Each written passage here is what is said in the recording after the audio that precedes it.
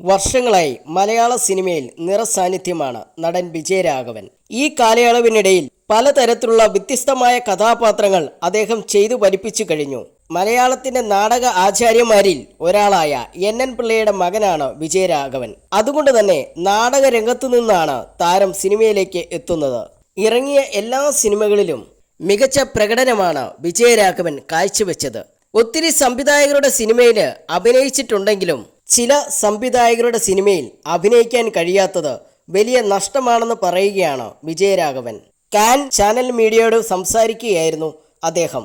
എനിക്ക് KG George സാറിൻ്റെ സിനിമയിൽ അഭിനയിക്കാൻ പറ്റിയിട്ടില്ല, പ്രിയദർശൻ്റെ സിനിമയിൽ അഭിനയിച്ചിട്ടില്ല, പത്മരാജൻ സാറിൻ്റെ സിനിമ ചെയ്യാൻ കഴിഞ്ഞിട്ടില്ല, ഹരിഹരൻ സാർ, ബാലചന്ദ്രൻ മേനോൻ, അങ്ങനെ എനിക്ക് നിരവധി ആളുകളുടെ സിനിമ ചെയ്യാൻ കഴിഞ്ഞിട്ടില്ല.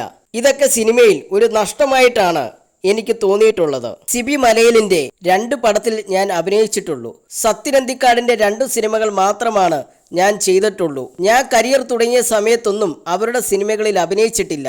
സത്യം പറഞ്ഞാൽ ഞാൻ ജോഷി, K. മധു, ഷാജി കൈലാസ് കൂടുതൽ ചിത്രങ്ങളുടെ ഭാഗമാകുന്നത് ശരിക്കും വലിയ നഷ്ടമാണ്. പലരും ജോർജ് സാറിനെ കുറിച്ചൊക്കെ പറഞ്ഞു കേട്ടിട്ടുണ്ട്. മമ്മൂക്കയൊക്കെ അവരോടൊപ്പമുള്ള അനുഭവങ്ങൾ പറയുമ്പോൾ എനിക്ക് വലിയ നഷ്ടം തോന്നും. അതൊക്കെ വലിയ കാര്യമല്ലേ?